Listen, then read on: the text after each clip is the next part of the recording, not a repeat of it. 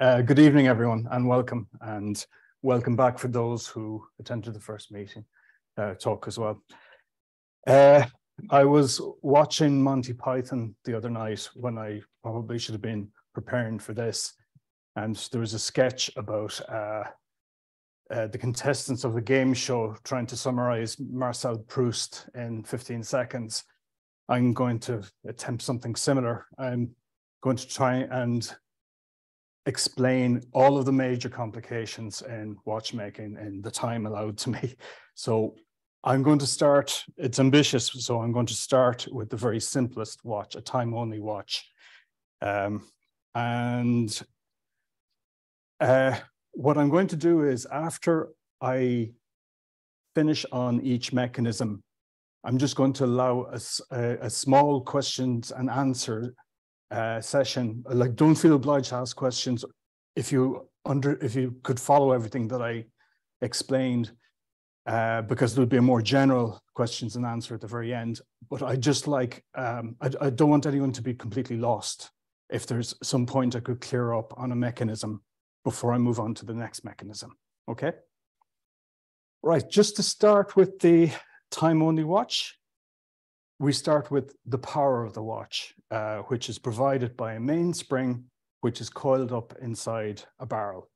And if I just show you what the barrel looks like when it's taken apart, there are the various components. You've got the barrel here, which contains the mainspring, the arbor, which is hooked to the center of the mainspring, while the outside is hooked to the edge of the barrel or the inside of the barrel, and the lid to keep it all together. And there you can get a better view of the parts. The mainspring is typically about 350 millimeters long. And it can vary. It can be up to about 400 or 500 millimeters long. And the way we coil it in, we use the mainspring winder to wind it inside the mainspring winder, and then it is inserted into the barrel with the plunger. So,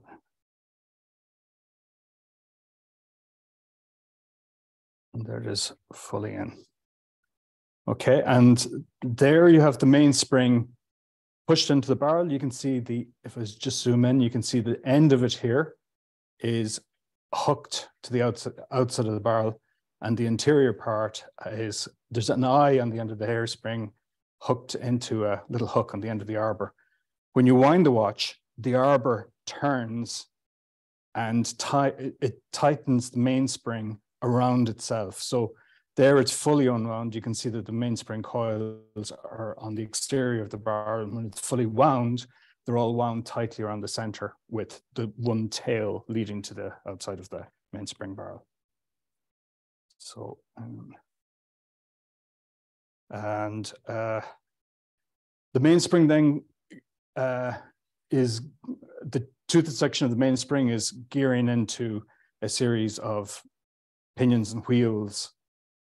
And you can see the mainspring with the wheels, or the train as we call it, in place without the bridges on yet. And you can see that this particular wheel here has different shaped teeth. This is the escape wheel. It's one of the two components in the escape wheel, actually arguably three components.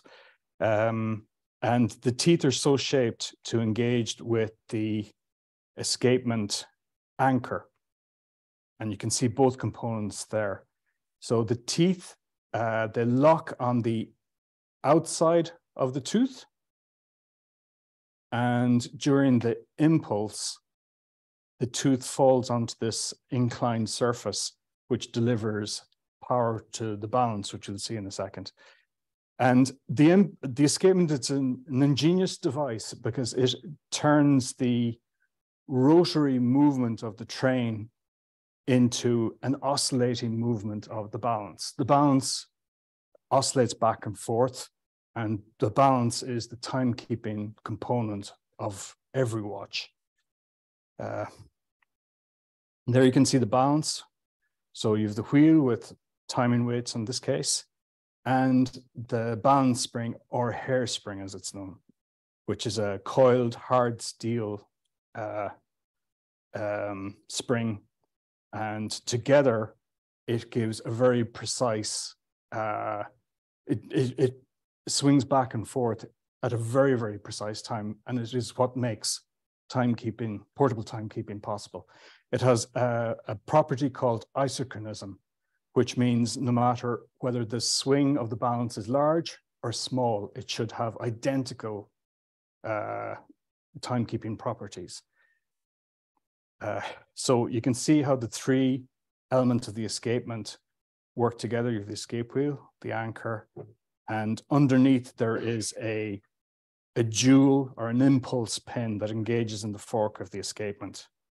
And you can see I've turned the balance upside down here, and you can see your impulse jewel there, which is a curved jewel, and it engages in that box or forked component of the escapement. The other thing the escapement does is for each tick, it's counting half a swing of the balance. So it's not only delivering power to the balance to sustain the oscillation of the balance wheel, or to keep it swinging from side to side, it's also counting each one.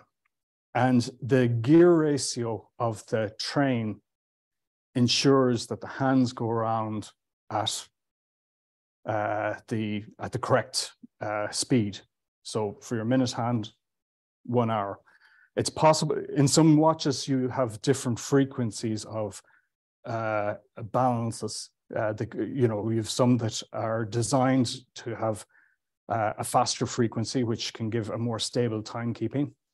And so if you put the wrong balance in the same caliber of watch, but that has a train that's designed for a slower balance, so you get a very, very fast or slow timekeeping. It'll be up by hours a day. So so if you want the balance is the kind of analog part of mechanical watch, whereas the train, it's just they're just indivisible. They're numbers that don't change. It's down to the number of teeth and the number of leaves on the pinion, and that gear ratio is fixed. Okay, so that's so we can see here you have the escapement in the watch, and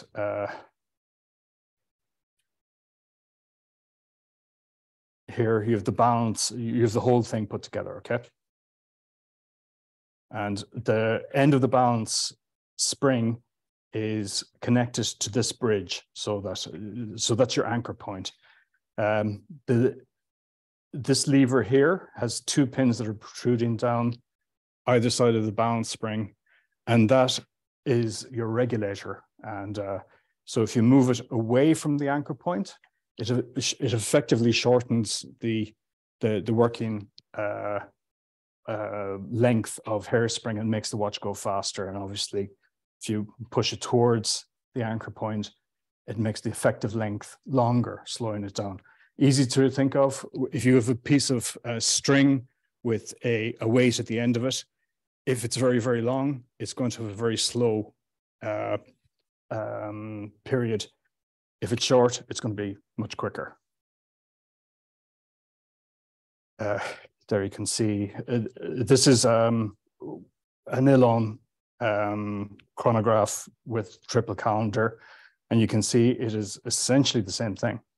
At the heart of the vast majority of mechanical watches, you have, be it automatic, be it high complication or anything like that, you have your time money movement. And here you can see a Tusker an Oileán HB1 with everything together, and it's running. And you can see as well, we'll see this later when we start looking at chronographs, but the drive wheel here, it's just mounted on one of the wheels, and it's going to provide the drive for the chronograph. So that is time only watches.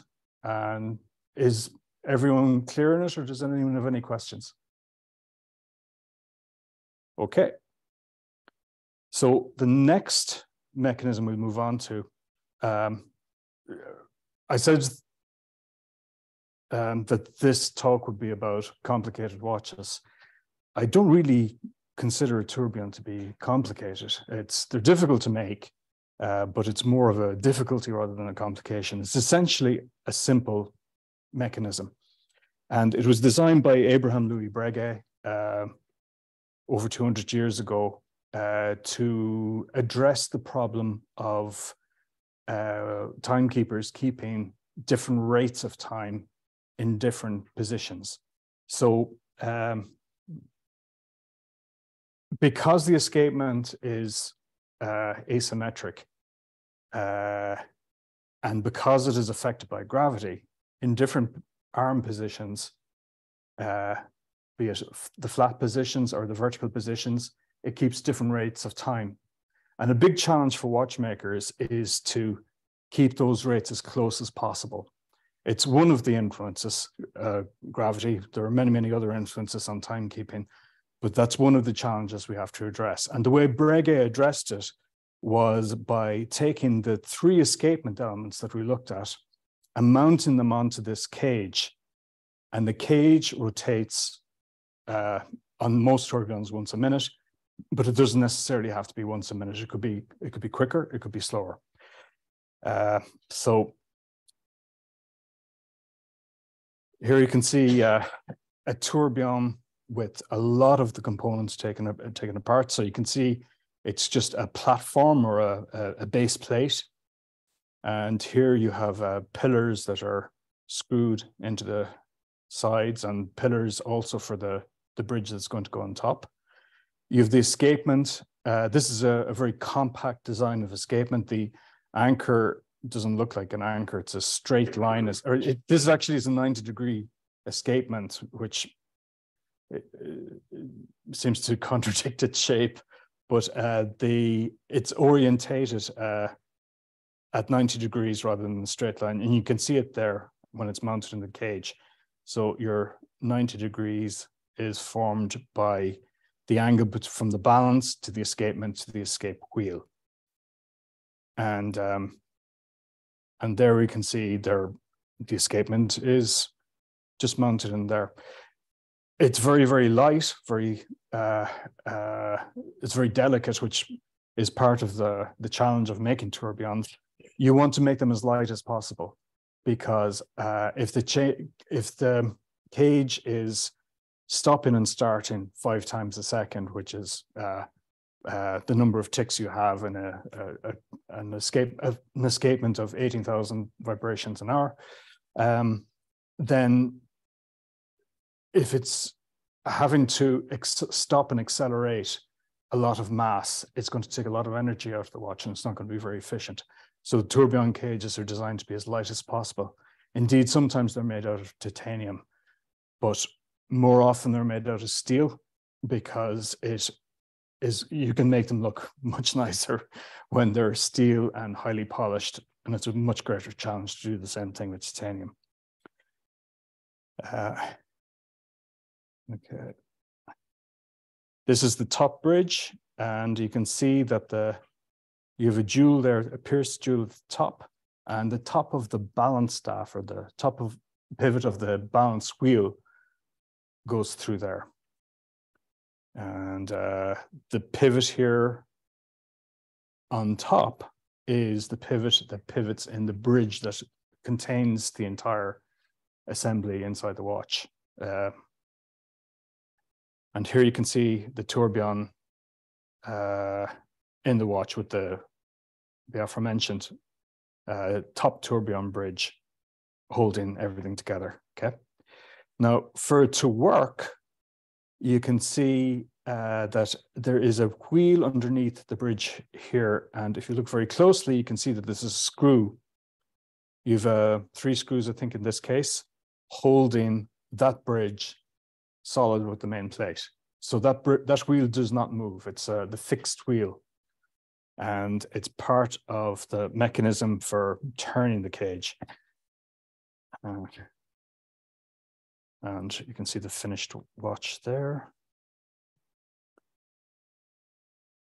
Okay, you can see a better view of the fixed wheel here. So you have the power coming from the barrel, and there's another mechanism here called a fusee, which I'll touch on a little later. It's been delivered to the center wheel, which is gearing into a pinion you can see here. And the wheel that is riveted to that pinion that turns with it is on the other side of the watch, but you can just see the teeth through here. So those teeth are gearing with the a pinion that's on the underside of the tourbillon cage, and the escape wheel is gearing with this fixed wheel. And this one makes if you did not have the fixed wheel, or sorry, if you didn't have the escapement in the watch, and so we do this actually to make sure that everything's free. We put the tourbillon together and we leave the escape wheel out. The cage will just spin as fast as the watch can run down. We put the escape wheel in to obviously arrest the tourbillon so it doesn't spin like that. But also that is how the power gets to the balance wheel. So the cage is made turn by this wheel, but the balance is powered by the escape wheel gearing into the fixed wheel, if that makes sense. So cage is made spin, but the escape wheel is gearing into a fixed point, and that actually delivers the power to the escapement. I remember trying to learn this when through books before I ever came across a tourbillon, and it was difficult to understand just from looking at photographs or drawings. But when you see it working, you just kind of go, okay, I get it. It's simple. But some things are just much easier to understand when you see them working in real life. Now here, I'm just, it's a quick video just to show how the gearing is going as far as the cage, okay?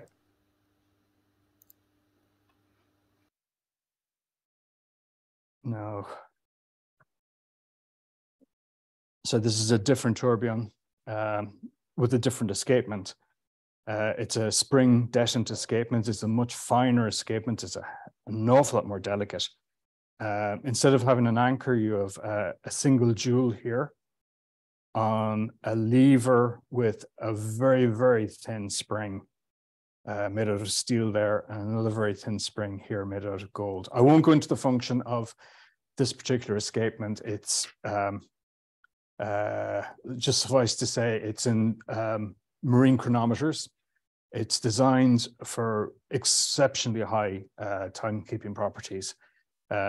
It's very, very rarely it appears in wristwatches because it's delicate and very difficult to make. And but it's interesting to see all the same.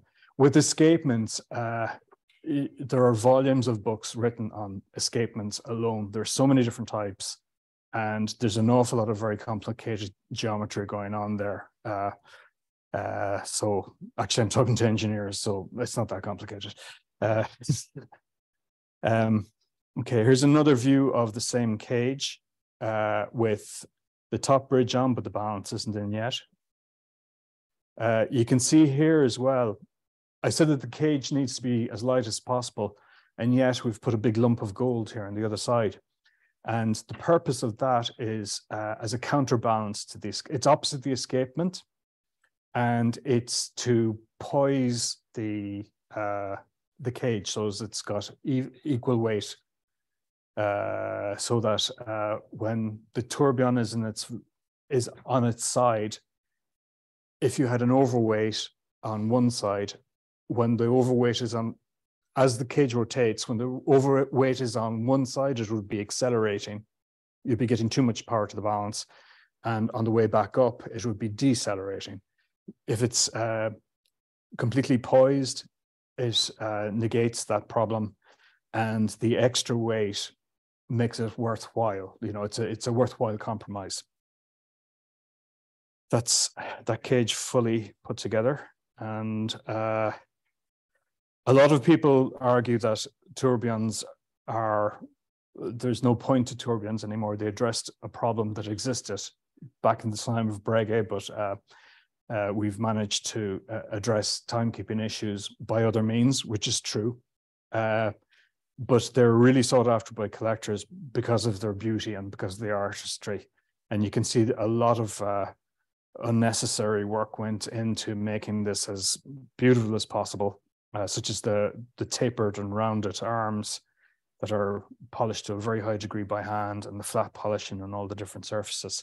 They really are very beautiful things to look at, but they actually work very well as well, because they give they do give an average timekeeping. So whatever the escapement in a given watch would have produced when a static escapement through the different positions, when it's rotating, it really does even out.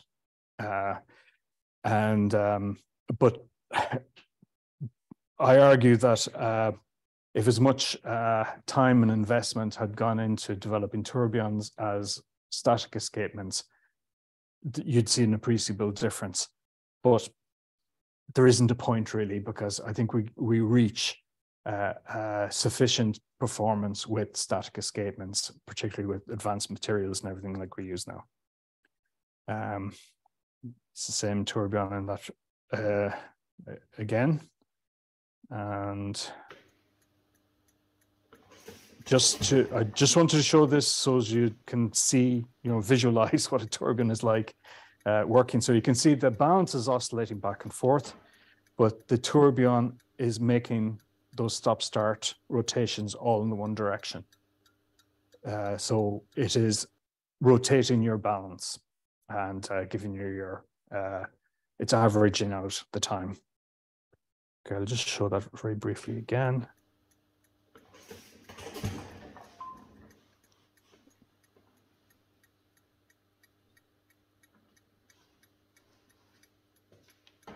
Okay. This is a wristwatch tourbillon. It's a McGonigle wristwatch, and it's with the bridge off. So you can see, again, a very, very high degree of finish throughout. And that's it in the watch.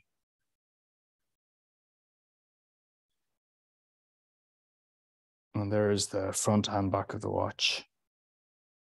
That particular watch is in a platinum case with a sapphire dial, and the bridge is colored underneath to give a clear background for the graphics.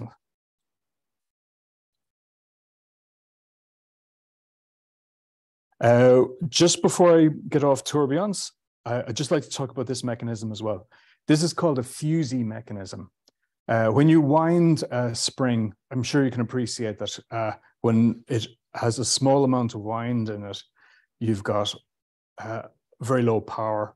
And as you wind it more and more, the power increases. You would have a torque curve. And at the very, very top, you get a sharp increase when it's fully wound and really tight. Okay, you get maximum power. Again, with modern watches, great strides have been made with different alloys and spring shapes to provide quite an acceptable torque curve, where it's flat for a good part of it. It's decreasing a bit, but it's flat for a good part, and it's very, very functional, particularly seen as we use a lot of automatic watches, which would have a very constant state of wind relative to manual only watches. In times past, though, the springs had a very steep torque curve, and they addressed that with this ingenious mechanism called a fusee. And it looks like the gears on a bicycle. So your high gear would be up here, and your low gear is the big one at the back. And I'm talking about the cone of gears at the back wheel. So your mainspring is contained inside the barrel. And on the outside, you have essentially this very, very fine bicycle chain, one end of which is hooked into the barrel, and the other end is hooked onto a pin on the fusee. And as you wind the watch, you're actually winding the fusee. The barrel arbor doesn't move. You wind the fusee, and that unwinds it winds that chain around itself. And as you wind more and more, and you're getting more and more power, the gear ratio, or the torque ratio, if you want, is addressed or compensated for by the change in diameter of the fusee. And when it's fully wound, it gets to the top and a finger here, just stops it dead. So you get a very, very flat torque curve. But you can see as well, they've gone to an awful lot of trouble to do that. It takes up an awful lot of space in the watch. You've got that insanely fine bicycle chain with hundreds of components in it. And if you didn't have to use it, you wouldn't.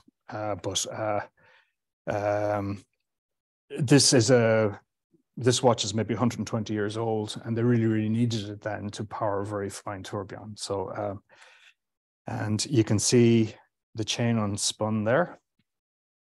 And that is the fusee disassembled. So there's nearly as many parts in the fusee as there is in the tourbillon. It's got another mechanism that provides power for the short time while you're winding it. Because if you didn't have that mechanism, when you started to wind a watch, it would take power from the tourbillon moment, during the winding process. And that kind of defeats the entire purpose of having a very precise tourbillon in the first place. So they have this maintaining power mechanism to address that. Okay, so that's tourbillons. Are there any questions? Kevin just asked why the tourbillon cage is stopping and starting. What's causing that? And if you look at your watch, like a normally time-only watch or automatic watch, the hands, they don't move, make a smooth movement across the dial. It's stopping and starting, and it's because of the escapement. So the escapement stops the train during part of its cycle, and the balance is free to swing freely until it comes back to re-engage with the escapement, to unlock it, to get its impulse, to get so that the balance gets another little dart of energy to give it energy to complete its next swing. And so two things there. First of all, you want the balance wheel to be as free as possible to attain that isochronism. If you want to, you want that quality for precise timekeeping. So the escapement is just giving increments of power, and it's stopping the train for the rest of the time. So that is why your second hand is stopping. It's taking little jumps. And when you put this escapement in a cage, the entire cage is doing that. So you've all the weight in the cage, stopping. Before it starts again, it actually goes back a little bit. We have because of the geometry of the escapement. So it's stopping, recoiling, and then jumping forward and getting stopped again.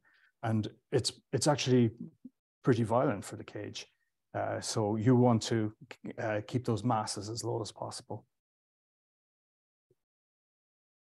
Okay, right, if we can move on to chronographs next. And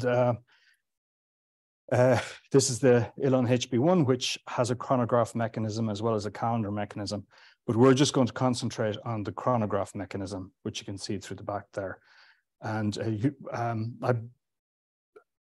I'm not assuming that anyone knows any of these complications, so I'll describe exactly what they all do. A chronograph is a timekeeping watch that has a supplementary mechanism that measures elapsed periods of time. And you can stop and start that elapsed timekeeping component of the watch while the time element is going continuously. That's as opposed to a timer, which like a sports timer you'd have for racing, that only works when you push the button. Okay, so a chronograph tells the time and has a stopwatch mechanism at the same time. Okay, so we have 2 buttons to actuate it, and so this one here is the stop-start button, and this one is the return to 0. The stop-start button on this chronograph, you can stop it, start it, continuously, and then only when it's stopped will the return to 0 work. There are actually ones that you can press the return to 0 and it'll go back to 0 and start running again. It's a flyback mechanism. This one doesn't have that though. It's stop, start, return to 0. And so you can get a clearer view of the chronograph here. It's all of these components that are mounted on the time-only watch that we looked at earlier. And so for that stop-start mechanism, we have a clutch system. And so you have a clutch that's gearing continuously. This wheel is mounted on a pinion that's part of the going train, and it's gearing continuously with this wheel here. And this wheel can engage and disengage with the central chronograph wheel, which then goes on to drive the minute counter. And directing all of this, we have the column wheel. There are different types of chronograph mechanisms, but this is a classic chronograph. And the column wheel is the kind of command for all of the functions in the chronograph. And there you can see it's got ratchet teeth in the bottom. So you'd have a little pawl that would pull it 1 tooth at a time to rotate the wheel. And you have these upright teeth or columns, which act as the commands for the different levers in the mechanism. You can see the column wheel mounted in the watch. It's got a spring keeping its orientation, it's locating it. And this is the lever that is actuated by the start-stop pusher. And you can see there's a click or a pawl that's held in place by a spring, and that's engaging with the wheel there. So when you push the button, it's pivoting here, so it pulls back in that direction, and it advances the column wheel 1 click at a time or 1 tooth at a time. And here we can just see it working.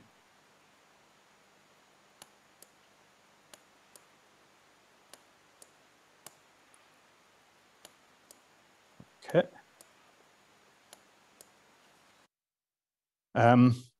This is the clutch.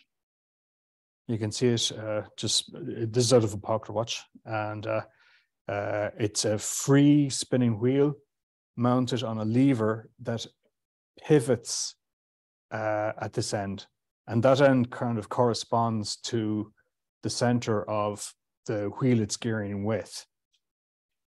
And you'll see why in a moment. So you can see you have the driving wheel there, driving your clutch wheel. And as it goes in and out, it's still maintaining the same depth in it. It's not, so that's as a result of the pivot point kind of corresponding to where the wheel is turning. So if I just play this again, if you look at the column wheel, it's lifting and lowering different levers. So you can see here when you press it, the beak of the clutch wheel is going in and out. So when it's on top of the column wheel, it disengages with the chronograph.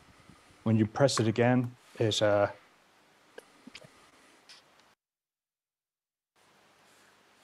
you can see, so when we return it, it comes in and engages with the chronograph wheel, press it again and it disengages and so on. And you'll see at the end as well, we press the other button and you have the return to 0. So you have a few other things as well that I will talk kind of broadly about the functions without getting into too many details, because I don't want to overload with too many fine details. The aim this evening is to get a global idea of just how each mechanism works. So at its heart is the clutch system and the command system. And then you've other things as well, like you've a lever to stop the chronograph hand or wheel moving unintentionally when it's stopped, so it just comes in and rests against it. You also have an additional mechanism for the minute counter. So when the chronograph wheel completes 1 revolution, you have a little finger that will advance this wheel 1 tooth. And that's gearing into this wheel, which has your minute counter hand mounted on it. So for each minute here, you get 1 jump of this wheel. But that mechanism also has to disengage, and the column wheel also makes sure that happens. The other thing as well is the return to 0. When the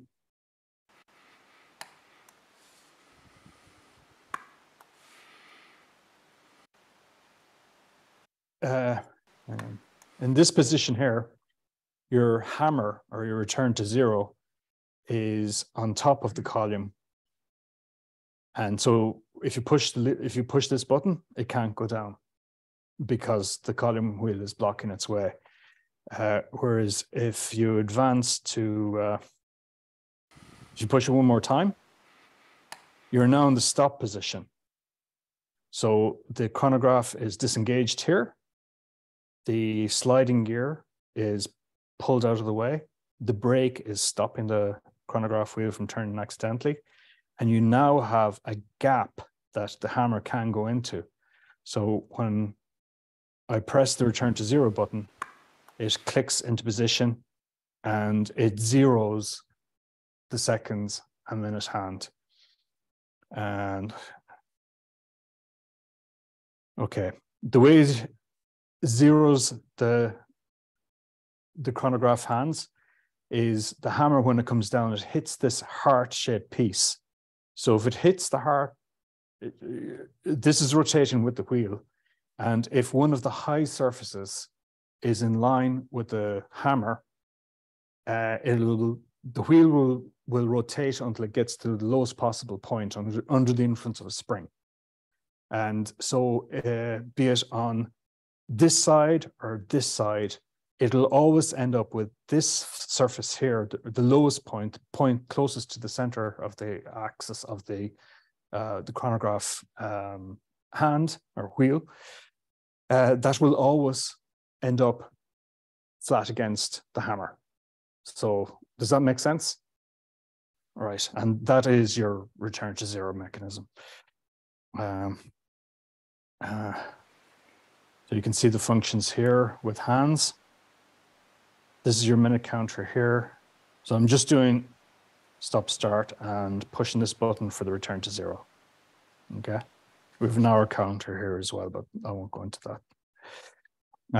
All right, this is another mechanism, a rattrapante or split seconds chronograph.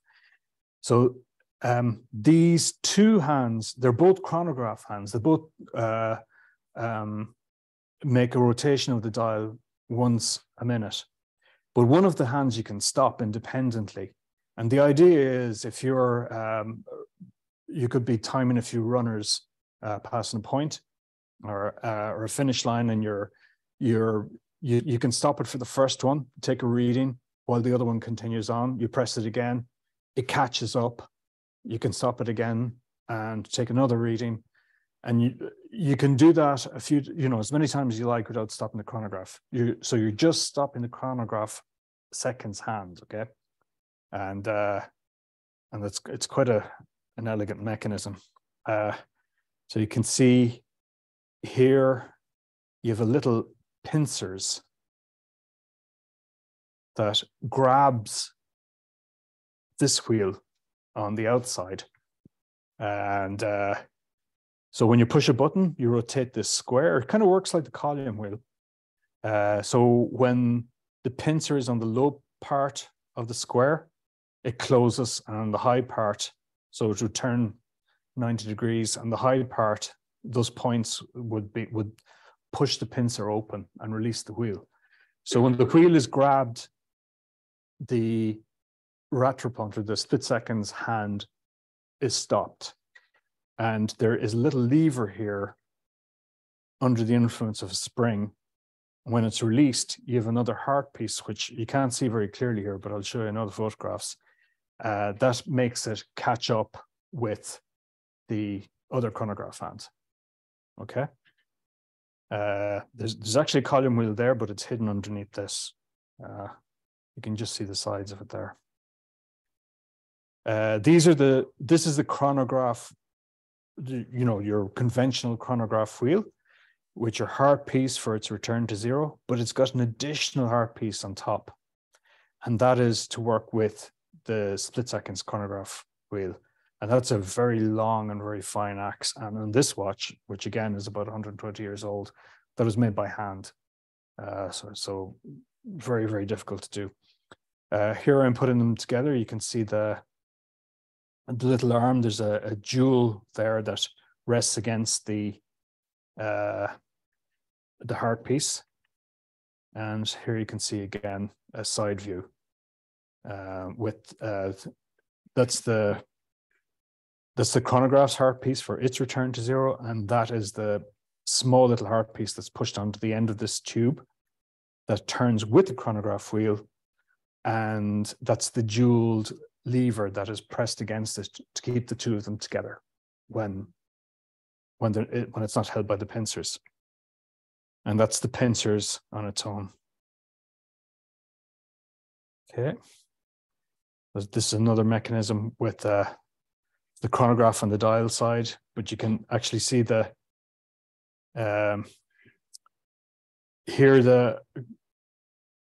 it's on the dial side, the split seconds wheel is on the outside.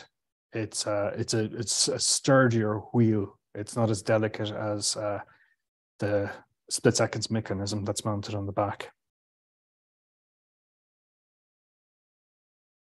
And there you can see the wheel again. Oh, sorry, the heart piece again, and the pincers. And that's the pincer mechanism, again with something similar to a column wheel. Okay. Right, so that's chronographs and split seconds chronographs. Okay, is there any uncertainty as to the exact position? Because it stops there and then the other wheel comes down on top of it. Is there like any uncertainties exactly how long it takes before it bites? That's a very important question because it's very precise. It has to be very precise. We have the teeth. You can see you have extremely fine teeth on the chronograph wheel. And I mean, you can't even see them very clearly in this video, but they're about a third the size of the teeth on the clutch wheel. And you need about, the engagement should be, the finer teeth should be engaged about 50%. And if you have it too deep, the watch will just stop. And so we have screws, eccentric screws. They're not actually screws at all. They've got screw heads, but it's like a pillar that has, where the top part is eccentric to the part that's in the bridge. So when you turn it by putting a screwdriver into the slot and rotating it, it's acting like a bumper. and that limits how far the clutch engages. And so that determines exactly the penetration of the teeth. Does that answer your question, or is there another thing? Partially, but the exact positioning of the teeth relative to each other, that it doesn't start with a little bit of slack. It starts, it engages exactly in the right position, or it engages very slightly behind and has to push it slightly before it starts to move the wheel of the chronograph. The teeth, because it's turning continuously, are you talking about when the teeth come in, how they engage? Like it can actually it can't knock it back, really. It can knock it forward. And you have some chronographs, it's orientated in this particular way so that when it does jump, it jumps forward and not back, okay? And you can see on some traditional chronographs where the clutch goes over the balance. So you've got your balance wheel and you've got this, the clutch is, it's designed that way, but it's when the clutch is on this side of the watch and when it comes in, it kicks the wheel the wrong way. So if you had the clutch mounted as it is, in fact, if you mirrored that, if you reverse this mechanism, so as the clutch is on this side, when the clutch comes in, it would kick the wheel back. Whereas if you had it on this side, you would have to have the clutch over this part. So it would still come in from the same side. But I think you're referring to another point as well, that if you hit the chronograph tooth on one side, it's going to jump forward, obviously. On the other side, it's going to jump back a little bit. But I think because the chronograph teeth are so fine that is pretty negligible. But it's not a smooth engagement the way you would have with a continuously moving hand or something like that. Yeah.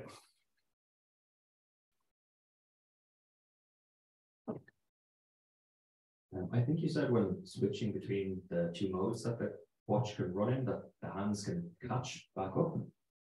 This is in the second chronograph. Yeah. Yeah. How did they catch up and then follow the same and come into flash? Yeah, it's that harp piece. It's that harp piece. It will either catch up or it'll go back, depending on which side of the harp piece the lever is. I don't know if I've you can see the lever there. I don't think I have a photograph of it upside down. No, I don't. So that's probably the best view. That lever has a jewel at the end, and that's you have a pressure towards the inside of it the whole time. And that spring pressure through that lever is keeping the wheel indexed with that heart piece. It's keeping it pressed against the lowest part of the heart piece. When you close the pincers and it grips the outside of the wheel stops and this wheel continues to run, and the heart piece is mounted solid onto the chronograph wheel. So that's rotating with it, and it's starting to raise up this wheel. If you left it running, it would just keep rising and lowering as the heart piece passes it. Does that make sense? And when you release it, it just goes to the bottom of the heart piece. It's searching the bottom of the heart piece the whole time. Okay. Right.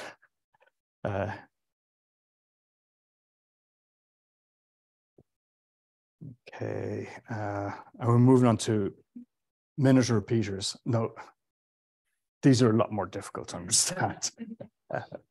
And a big part of the difficulty with minute repeaters is as opposed to the other mechanisms where they're largely on one side of the watch. These are on both sides. So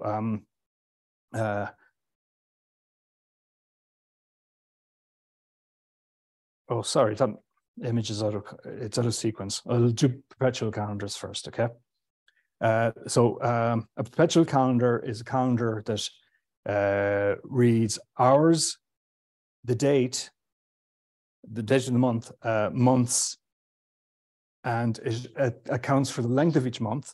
It adjusts for the length of each month, and it also takes leap years into account. So on the 29th of February, it would advance to the 1st of March the next day. And the secret behind it is this cam here. It's got 48 steps, which corresponds to the 48 months in the cycle of a leap year cycle. So the higher the steps, the longer the month. And so the very highest ones obviously are 30. So you can see that they're all small steps, and every quarter you've got a deeper step. And these ones are your 28 days. And this one is slightly shallower, and that's your 29 days, okay?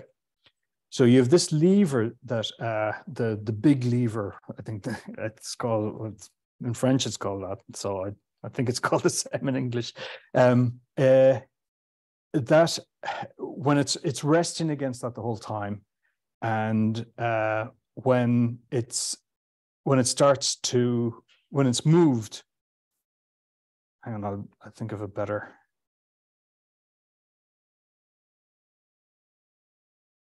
This one's clearer. So it's resting against that the whole time, okay? This wheel here is geared into the arrow wheel. So this rotates once a day. And this finger here would lift the big lever, and it will, the tail of it here will be inclined towards the date wheel. So your 31-day wheel. And that little click there advances that one day at a time. So every time that's lifted, that advances it one day. All right. So that's easy enough to understand. On the other end of the lever, you've a star wheel there with 7 days, and that's your days. Easy enough. And this moves at another part of the day. Like the moon phase doesn't need to change at midnight. So it changes several hours beforehand. Now, the way the passage at the end of the month works is each time it's finished its cycle, it drops back down on its daily cycle, it drops back down on the date wheel or the month wheel. And if it's in one of the deep grooves, it's going to go deeper at this end. And as a consequence, because it's pivoting here, it's going to go further back in this direction. Is that clear? All right. And at the end of the month, this other click here will fall off this step earlier if it's a shorter month. Do you get that? Okay.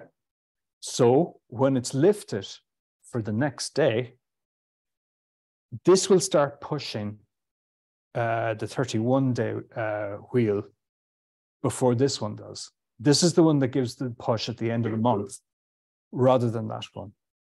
So the deeper it goes here, the further back, the earlier this drops off and pushes the snail. Do you understand that? Is that all clear for everyone? Okay. Isn't that beautifully elegant? And if that wasn't elegant enough, there's this little mechanism here. This is a wheel with 12 teeth, which obviously will account for a year. So how does it calculate the leap year? Well, you have this little square that makes rotation once a year. So as the wheel rotates around itself, there's a little little Maltese cross-shaped wheel underneath this, and it will move 90 degrees each rotation. And you can see that these three faces are the same length, and this one is slightly longer. So this one here is the 29-day month. Okay. So that is in place of the 48. It's in the place of, yeah, that wheel. Okay, so you'd seen some perpetual calendars on the dial. You will have all of the months.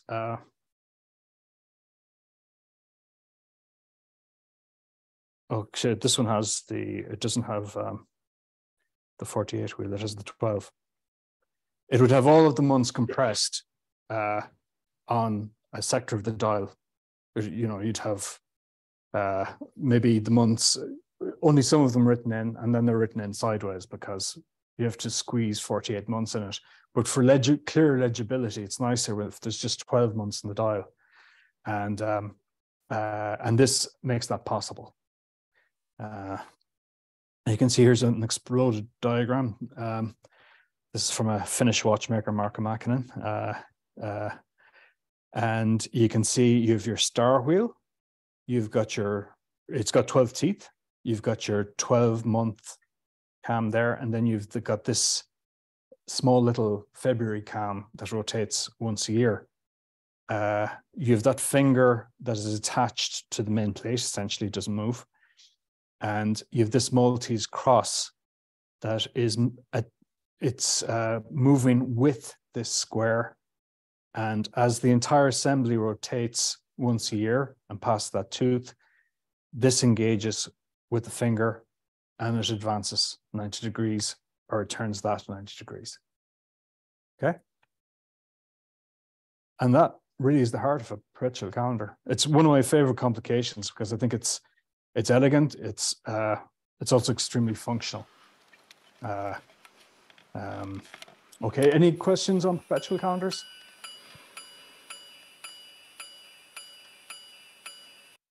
No. Right. So, yeah. Online, the question about what happens. There's only 97 leap years every 400 years. The Gregorian calendar. So somebody was going to do it. So Patrick Philippe did it, and it's been done, I think, subsequently by other people. But they're the first to do it, I think, in the Caliber 89, it was the most complicated watch ever made back in 1989. It was made to commemorate the 150th anniversary of Patrick Philippe. And yeah, they did it. And again, it's a very cunning piece of engineering. But there are other counter mechanisms. Like for every mechanism I touch on here, like these are the core principles of how they work. But someone has taken that and just run with it. So you have, with chronographs, you've got double split seconds, or double splits, where you'd have splits for the seconds, splits for the minute counter. You've got instantaneous seconds. You've got, I'm trying to think what else you have. You have other refinements with chiming watches. My goodness, like you have carousels, you've got clock watches, you've got, and I suppose the astronomic watches, you can have, they've worked out leap years. Someone recently worked out the working weeks, which sounds like something that wouldn't be very, very complicated, but it's, you have 52 weeks a year, but with the working weeks, that varies every few years. There's a correction, and that has to be addressed, and someone's done it. So yeah, the Gregorian calendar has been cracked, all right, yeah. Okay, so we'll move on to minute repeaters. As I mentioned, these are tricky to understand because there's a lot going on at the same time at any one time while these things are working. this is a McGonigle Kjol, and you can, I'll just set it in working. There's a slide on the side of the case. When you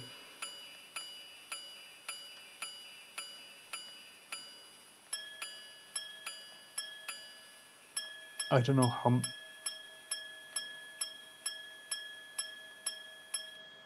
Okay, could everybody hear that? All right. So what it's doing is it's you pull the slide in the side of the case, and that actuates the repeater. It will ring the actual time to the closest minute. So it'll ring the hours, then it'll ring the quarters, and then it'll ring the number of minutes from the last quarter. So if it is 3:35, it'll ring 3 hours, then it will ring 2 quarters. And on this minute repeater, as is with the case with the majority of minute repeaters, it rings a ting-tang for each quarter. So it'll ring 1, 2, 3, ting-tang, ting-tang, and then 5 minutes for 35. So it's the number of minutes from last quarter. Okay. So just to give an example, one of these lads in the front row work out what time this is. I don't even know myself now.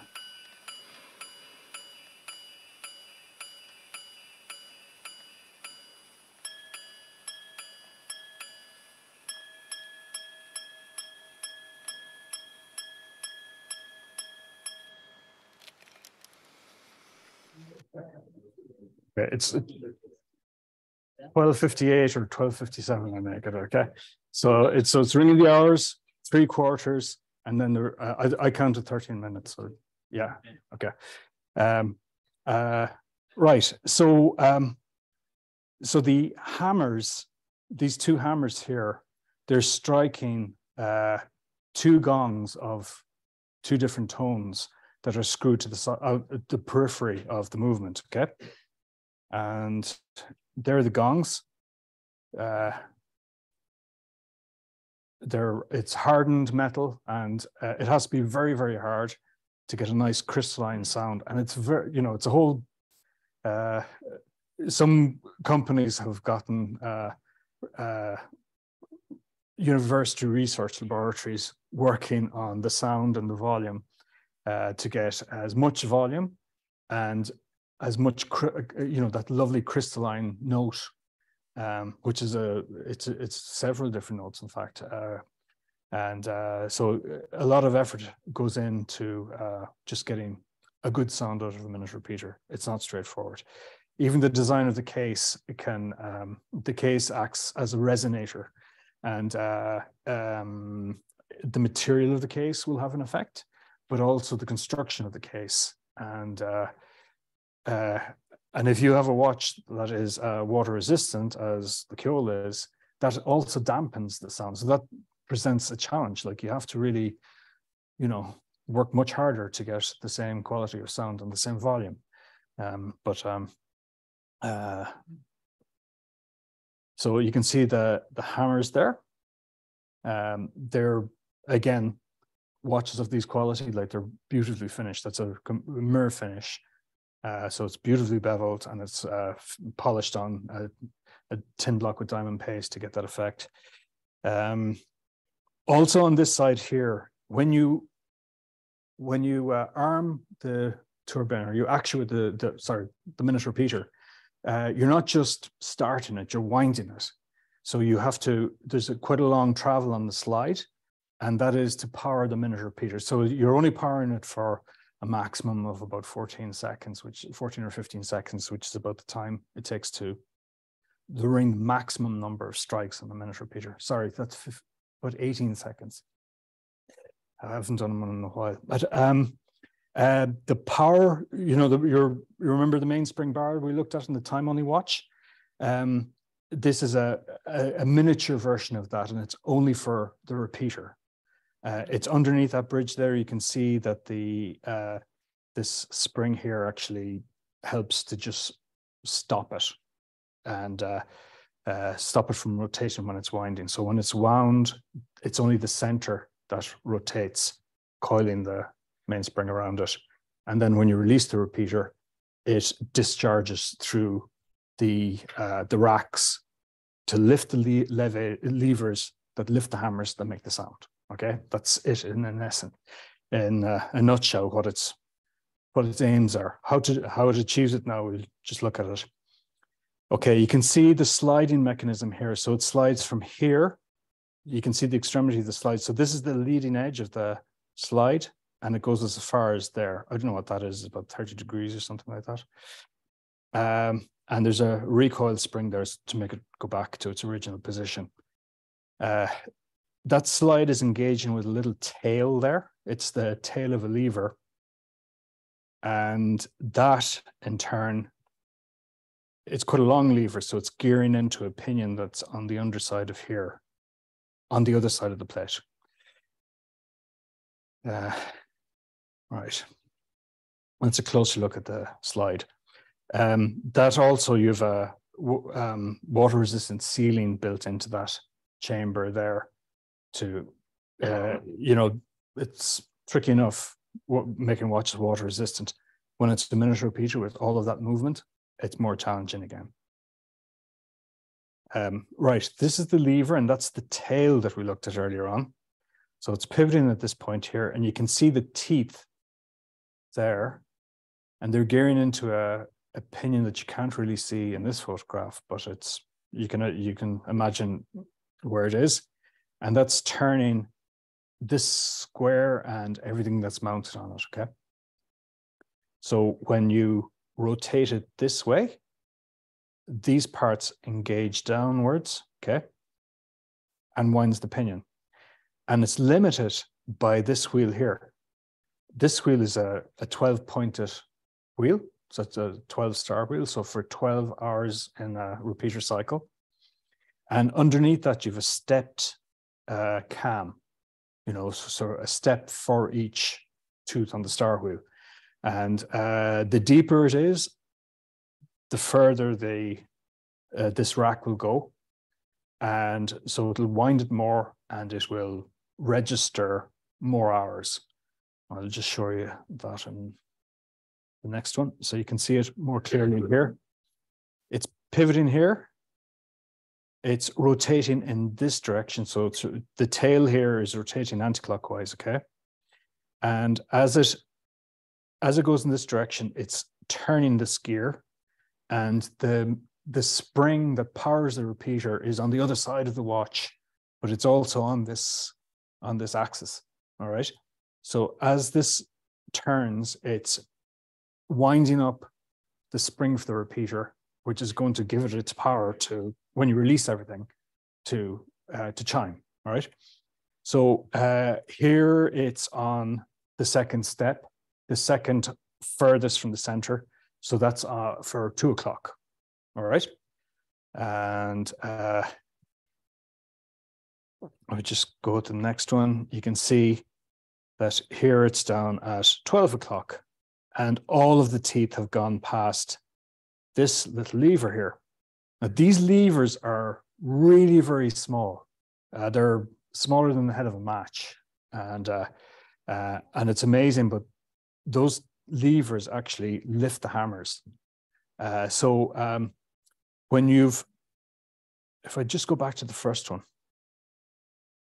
here, you're on the second step, and this stops the rack from winding anymore, okay?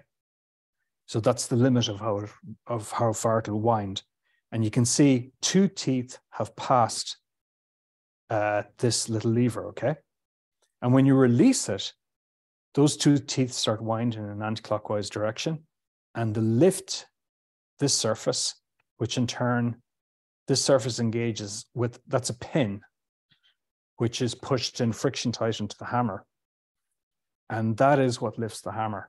So when it gets to the end of the tooth, as you can see here, Okay, this rack is now rising, and so this tooth here will come against this face and lift the lever all the way back as far as that until it passes underneath it. And when it does, that lever will jump forward and release the hammer.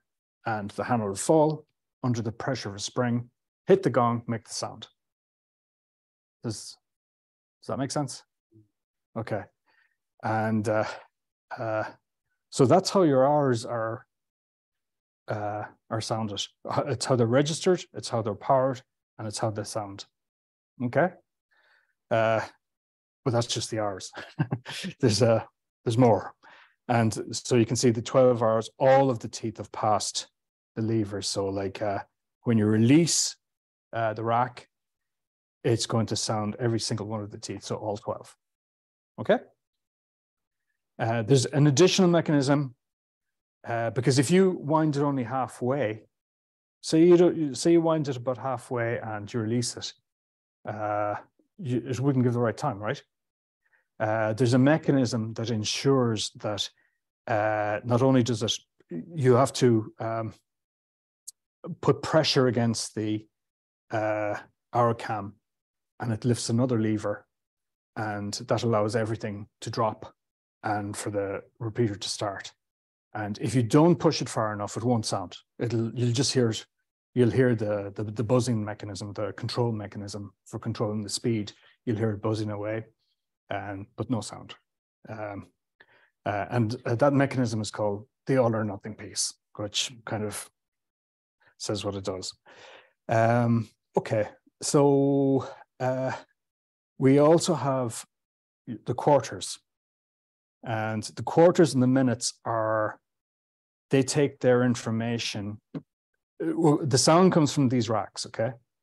From these racks lifting those little levers, okay? Those levers are also lifting. You can see there's a pin there. You can just about see that there's a pin there.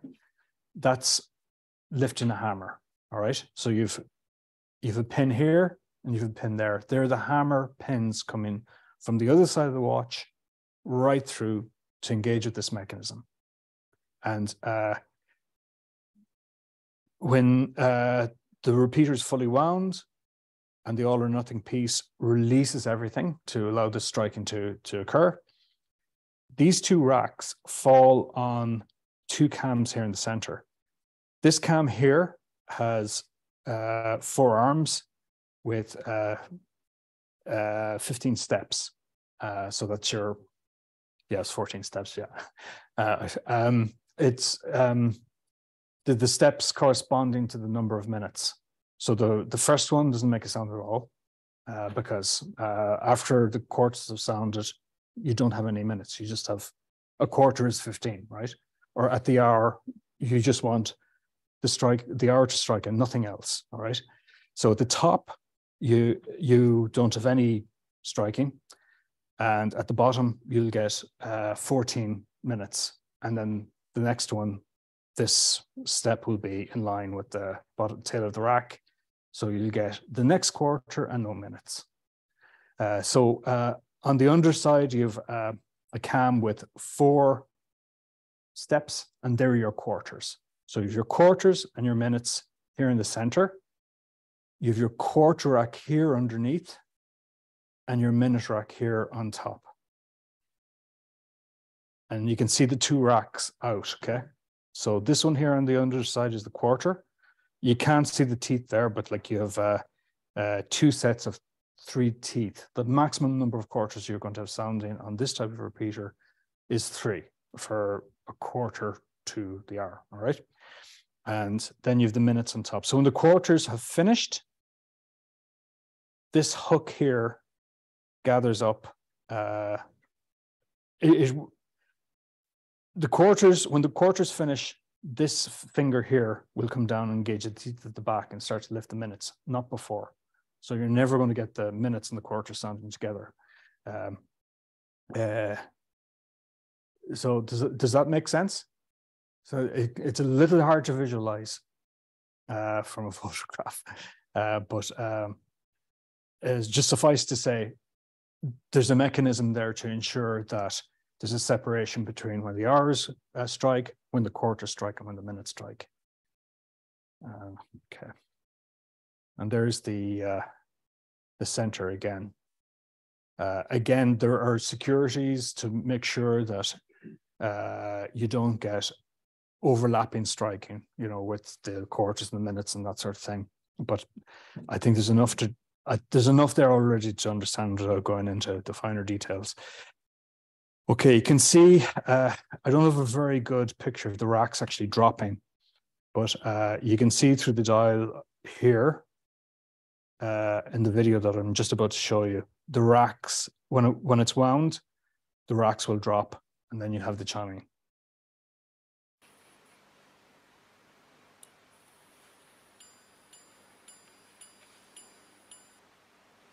Okay, you can see it again. Just winding here at the slide. The racks drop.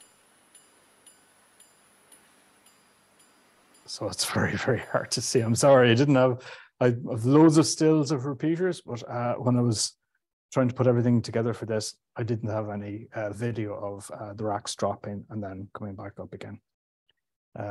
So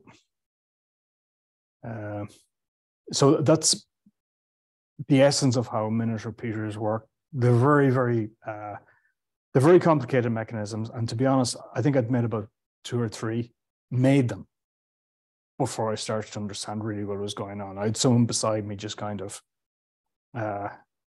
getting me to go through all of the functions and put everything together and everything like that. And there were good minute repeaters, but like there are, because there are so many things going on, you can have, while something is happening, you've just changed the geometry of the other side of the watch, and then another thing is happening over there. So like and then it's complicated by the fact that you have to take into account what's happening on both sides of the watch. There's one final thing about minute repeaters. There's a control mechanism for the speed, and you can see it here. So you have a gear train arriving at a very small escapement, and it's like a little buzzy escapement that just stops you can control the speed of the repeater. So if it's going too fast, like ding, ding, ding, ding, ding, ding, you can't actually tell what's going on. You know, it's hard to count the strikes. And if it's too slow as well, it doesn't sound good. And there's a happy medium where you want to adjust the repeater, and it's, I think, between 16 and 18 seconds or something like that. And if it's very easy to tell the time if you adjust your speed to around that. But that is how you do it. There's a small adjuster there for adjusting the speed. Now, are there any questions about minute repeaters?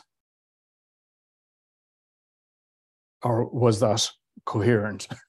Notice how you wound the minute repeater. Yeah, it's the slide.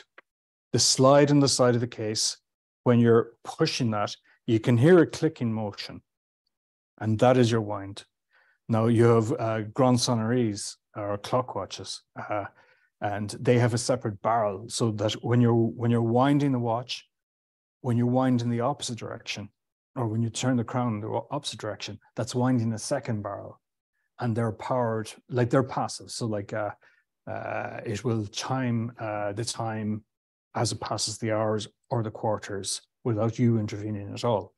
I mean, you can turn that function off, but with a minute repeater, it's powered by you, like you, yeah.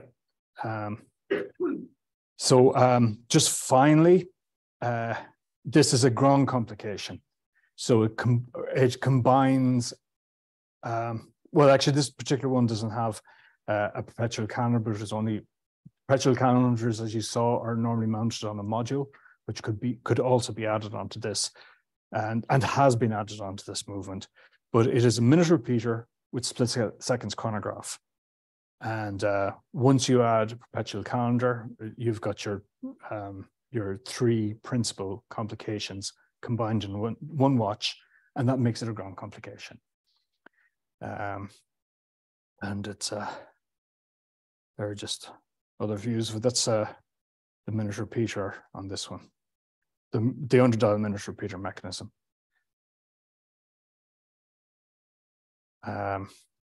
Okay, right.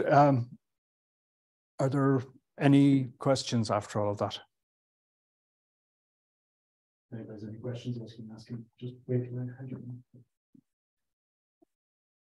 Hey John, thanks very much. Most watches are designed based on an event or something that has to happen, like racing or anything like that, and the platform designs them thought of or conceptualized. Like, how long would it take to have designed that originally? How many years? Oh my God, they were an evolution, really. Like the first chiming watches were developed at a very early stage in watchmaking. Like they're nearly as old as watches, and so they're, I'd say, you could have 500-year-old chiming watches. The chronographs came at a much later time. They're maybe 200 years old. And astronomical watches, I think astronomical events were really they're really the guiding force in humanity. So they came in very early on in clocks, not so much in watches, but it was incremental. And if you look at the minute repeater, all the refinements, all of the safety devices they have and everything like that, that happened over a couple of hundred years. Yeah, I think they reached their zenith at the end of the 19th century minute repeaters. Yeah, Thank you. You're welcome.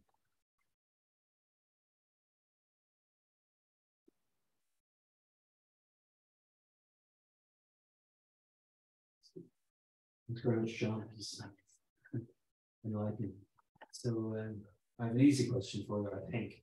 I'm going to skip the minute repeater because there are one or two aspects, particularly under the canopy, and I'm not 100% with. But on your tourbillon, the magnetism, where does that play a part in terms of the timekeeping or its effect on the operation of the escapement? Magnetism kind of a huge effect on normal watches. For watchmakers in the room, we were told for a long time main hairsprings are anti-magnetic, and they're not. Like they're ferrous. That so magnetism, which we pick up in our watches the whole time, has a pretty bad effect on timekeeping. It wouldn't be great in a tourbillon now if it was magnetized. So it probably. The cage isn't that close to the hairspring, so I haven't seen really bad magnetism in tourbillons, but it stands to reason with so much steel, it's going to. I was just curious with the amount of steel that's used for decoration and as well as the structure, if there's some kind of field effect there with cage structure and then the motion inside it. I really don't know. I couldn't answer that. But it's just after all the tourbillons we've made, and I've made a lot of them, that never really came up as a big negative feature. I've made titanium cages and stuff like that. Obviously, they're not an issue, but there's really only the hairspring that might come into a level of magnetism which would cause touching the coils and changing timekeeping. The tourbillon itself doesn't have anything, shall we say, detrimental. No, but I would say that it would, if it was magnetized, it wouldn't have a good effect on the hairspring, but it's not going to affect the function of the cage itself. There's just too much forces there against a weak magnetic force. Yeah. Thanks very much. You're welcome. Okay. I hope that Cass it opened up, answered some of the mystery of complications. They're hard to explain when they're in front of you. Sometimes it's a bigger challenge when we're just working with videos and photographs. and I hope I didn't overload you with too much information, but thank you very much for bearing with me. I'd kind of just say a couple of thank yous. First of all, I'd like to thank Engineers Ireland. I'd like to thank John, Dermot, Maureen for organising everything. I